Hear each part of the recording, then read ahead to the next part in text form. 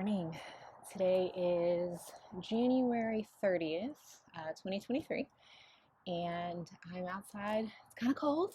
I'm a California girl, so to me, this is cold. It's probably like 50 degrees or something like that, so not really cold to anyone who lives in a place that has real winter. Um, but to me, I came out here and was like, oh, I need another jacket. So, yeah, it's January 30th, and we're here in Zone 9. And today I wanted to start off this year by just going around and documenting more. So, this is something that I've wanted to do for so many years and I just never did. I've done it a little bit here and there, but I'm going for it again, making another push for it. But to start, I really wanted to do just kind of like walking through the plan of where I want things, what we changed this year, what we're still working on, because there were a few projects that we thought we would get done by the end of last year, and a lot of life just happened, and we didn't get things done. And so we're still working on some stuff. So I wanted to just go through and just talk through what the plans are as of today. Things are still going to change. I always, go out and move things on a whim and stuff like that. I always change my mind. But I have a pretty good idea of where I want things and what I want to do with the garden this year. I also have some really exciting things that I'm starting this year, and so I want to walk through those things too. But first off, can we just talk about how beautiful this peach tree is? I had no idea that peach trees blossomed like this. Like, it looks like a cherry tree. It's insane.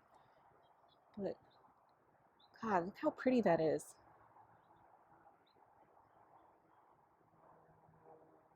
And the whole tree is just covered in blossoms like this. It's gorgeous. So we moved here not even a year ago. So we moved in the middle of the summer. We moved in Memorial Day weekend. And so we never got to see this. We had just no idea. We just like got the property, inherited some trees. They were doing what they were doing. We got fruit off of them, which is really great. But we'd never had a peach tree, and right there's next to it is an apricot tree. We've never had one of those before, either one. And so we had no idea how to take care of them, and we're learning all of this stuff right now. But it's really cool now being able to see, just like, God, look at that. I'm obsessed with this. It's so pretty. But it's so cool being able to see, like, that's what a peach tree looks like. I didn't know. And so one of the things that we're doing while we're here talking about it, one of the things we really want to do this year is we're adding a couple new trees. Not many, honestly. We bought one more apple tree, and then we're planting some trees we already have, and I'll show you where those are going to go. But one of the things we really want to dial in this year is how to properly take care of these. Because the fruit that came off of them was good, and like I said, we were in the middle of moving when we got here, and these things were in fruit and all of that kind of stuff. So it was good, but we think that we can make it better because they were really thriving off of just sheer neglect because no one had lived here for a while. And so that's one of the things that I'm really excited about, is to learn how to properly take care of these trees.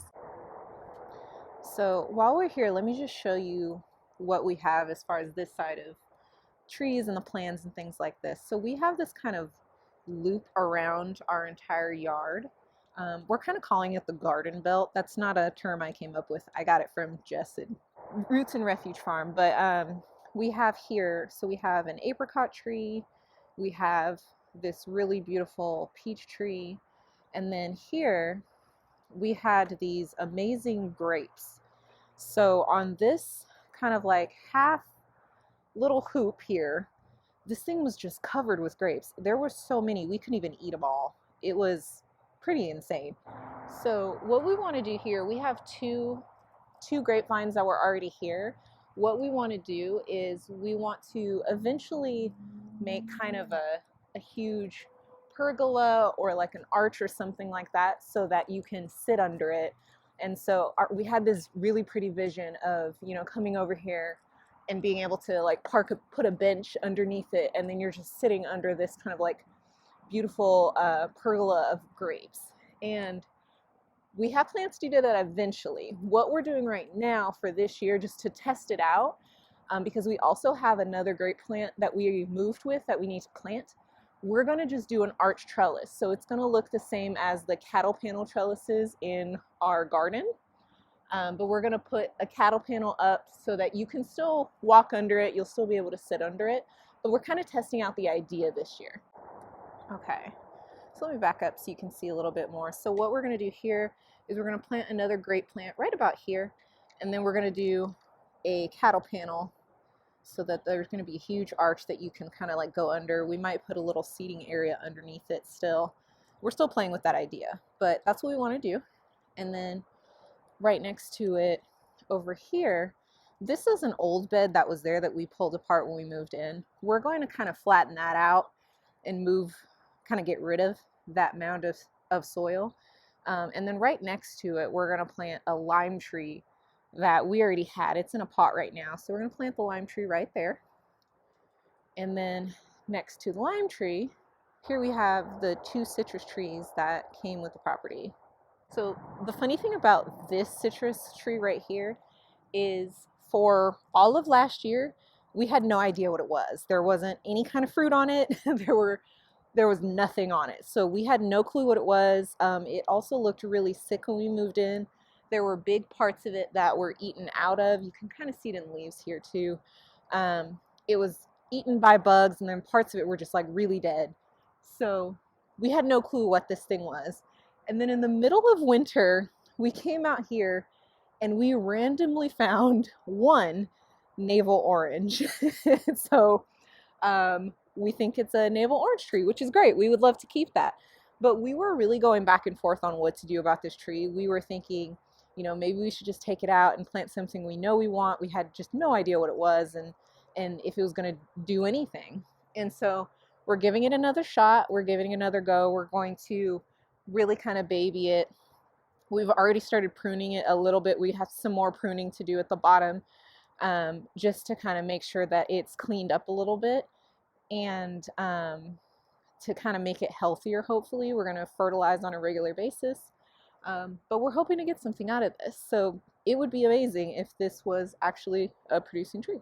So we're going to give it a shot.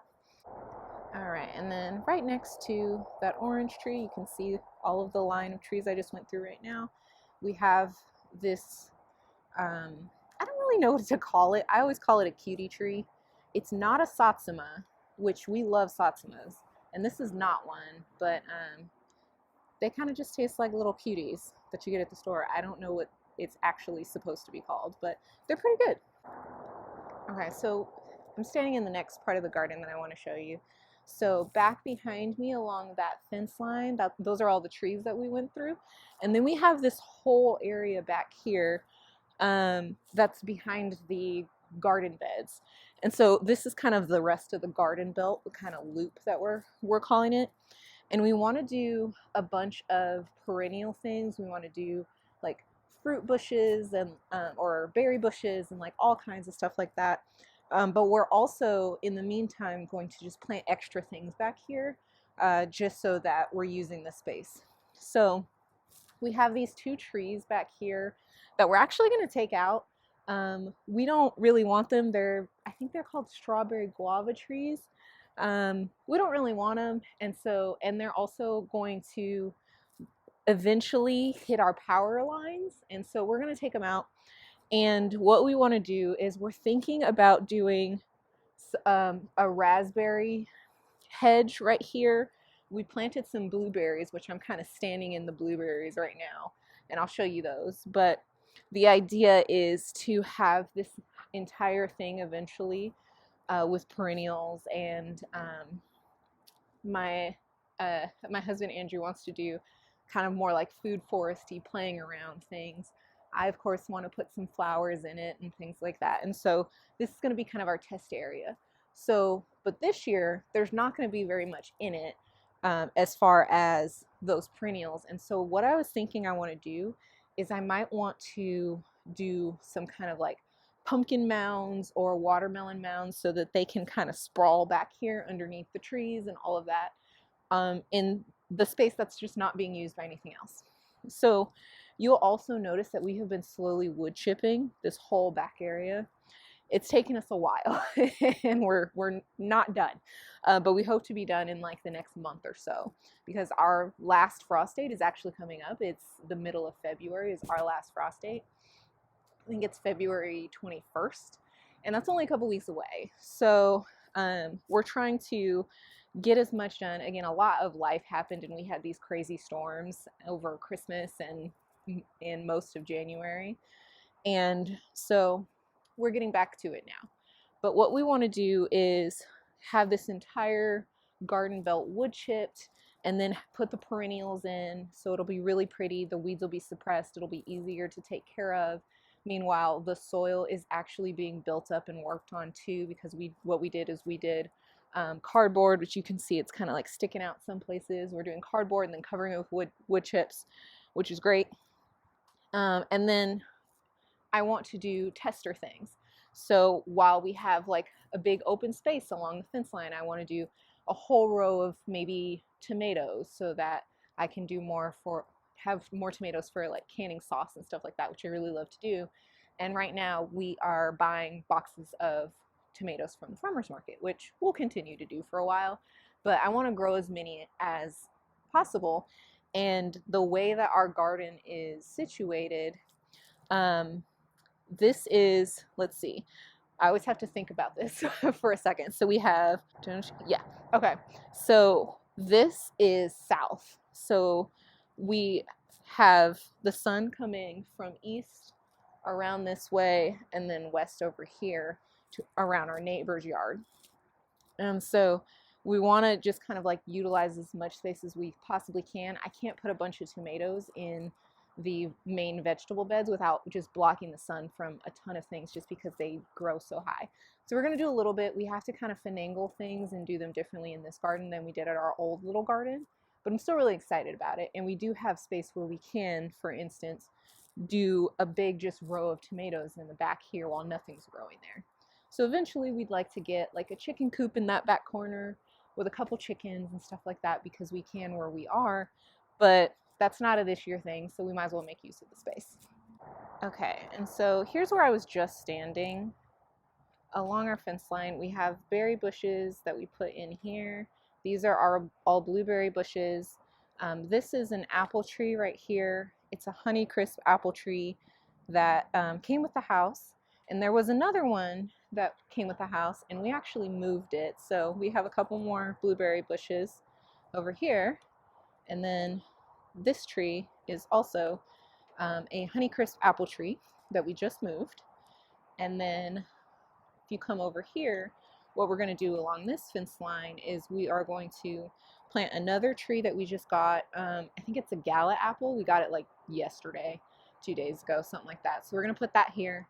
And then we have a really small lime tree that we're going to put right about there. And that'll kind of even out all of the trees. So we'll have trees on both sides of the yard. Okay, and then back behind me is the main part of the garden. This is what we've been really working on. So what we have here is we have 3 4x16 foot beds, 3 4x8 foot beds in the middle, and then 3 more 4x16 beds way on the far end. This is, hold on, we got to figure out how to point. Okay, so that's what we have. We have a few arches that we already put up. We're going to, for the most part, leave these here where they are and then add more on the other end, because on the way far end, those beds aren't filled yet because we still have this pile of wood chips that we need to get out of the way so that we can bring compost in. So this whole thing has been happening in layers. So we had to do the irrigation first to the beds and then get that done enough so that we could put the wood chips in and then get the wood chips out of the way so we could get compost in. And then we'll be able to finish off the last of the irrigation, which is just the lines going into the beds. And then you can see over here is the garden belt of perennials in the back. So this is all really exciting. It's also, we still have a long ways to go. We thought we would be done with all of this by the end of last year. It just didn't happen. So we're still working on it, which is totally okay. We still have some time. And honestly, what we might end up doing too is just planning out the beds that we do have, planning out the beds that we can put things in, and then just kind of keep going as we get more built out. So we're not going to worry about it. We're going to get it done, but it's just going to be a matter of when. And then the other thing that I want to show you is an idea I came up with about a week ago, but I'm really fired up about it. Okay, so here's the garden again from the back. So we have the 3 16-foot beds, 3 8-foot beds, and then 3 more 16-foot beds. So these 3 right here, these 3 8-foot beds, what I decided I want to do is I want to actually turn these into a cut flower garden.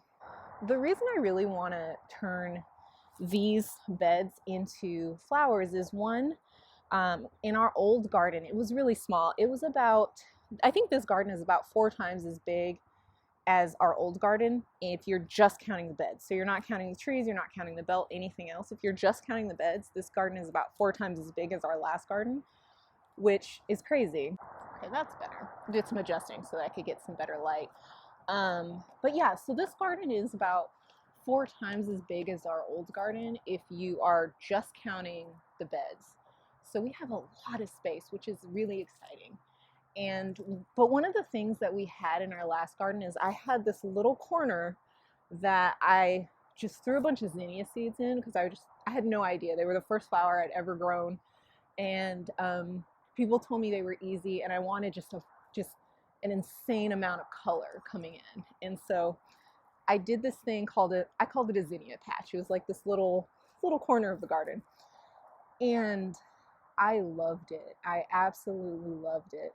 I originally planted them with the idea of like, oh, we buy flowers at the farmer's market every week, and instead of doing that, I can just go out and cut them. And I did that a couple times, but I loved seeing them so much that I just, for the most part, left them there. And so that was one of those things where in this garden last year, we came in the middle of the season. We had about half of this built, and it was really just a throwaway garden for us just because the year was crazy. We didn't have a lot of time to garden last year. And so technically last year was our 3rd year gardening, but we didn't really count it. But that was something I really missed. I had a couple flowers here and there, but I really missed just having that riot of color. Like, it just did so much for my soul. And seeing the butterflies come in and all of that kind of stuff. So what I want to do is I want to, 1, just have a ton more flowers, but 2, I want to learn to grow more flowers, and I do want to do cutting flowers. So I want to teach myself how to grow flowers. I want to teach myself how to make little bouquets, like little arrangements. And then it's going to start by giving them to my friends. And, hopefully maybe I'll try and sell a few next year. We'll see what happens. But this is really just all an experience. I just heard Remy sneeze. This is all really just an experiment, but this is going to be one of my projects next year that I'm just really excited about. There's so much in this garden that, frankly, I don't know how to do. I don't know how to take care of these things. I've never grown these things before, and that's what I'm most excited about showing on this channel, is being able to just show the process, show the journey, show me learning, and kind of like being able to document from year to year what I learned, what I tried, what worked and what didn't, and all of that kind of stuff. One, mostly for myself. I want to be able to look back and have a record that is easy for me, because I'm not great with keeping notes for a long time. I'm great at starting spreadsheets. I'm not great at continuing them over time. I will organize the hell out of a spreadsheet, but then I just don't use it after a while. So I'm hoping that this is easier for me. So really, I just wanted a place where I can put everything together that I'm learning, and hopefully also along the way, if what I'm learning is useful and beneficial to somebody else and helps them learn, then that would be amazing. Because a couple years ago, I didn't know how to do any of this. I didn't know how to grow anything. I didn't know what any plants looks like when they were coming from seeds or anything like that. I had no clue. And I just decided to try it anyway. And that's from being someone who, you know, I was like, yeah, I kill plants. Like, don't give me plants. I swore I had a black thumb. Like, don't give me anything. I will kill it. And from being that person and being encouraged, finding things online, studying, trying, still killing a lot of plants, but realizing that there were ways that I could keep them alive too was just so rewarding for me. And I got so much out of gardening that I never would have imagined. I never would have dreamed of getting so much from just gardening. And so I want to share that. And I want to have a place where hopefully it helps other people. Hopefully it encourages other people to try it too. If you think that, you can't keep things alive, like, I'm with you. Like, I was there, I am there. And so I just want people to be encouraged just enough to try, like, just to see what happens. And also to have a place where I have that reminder for myself to just to try and just to see what happens. So anyway, that was kind of my ramble. Thank you for attending my TED Talk. But this is what I'm really excited about. I'm excited for this entire garden year. I'm excited for all the things that we're going to grow, because there's still a lot of like vegetables and things like that we don't know how to grow. We've never grown them before. We've never really grown things super well in this garden and filled it out. It's not looking like much so far, but I have visions of what this backyard space is going to look like in like 2 or 3 years, and it's in my head. It's phenomenal. So we'll see. We'll see what happens. But thank you for watching this. Thank you for hanging out with me in my garden, and I'll see you next time. Pup pup. Hey, what you doing? Are you enjoying the sun? Hi, buddy. Hello. Enjoy your nap.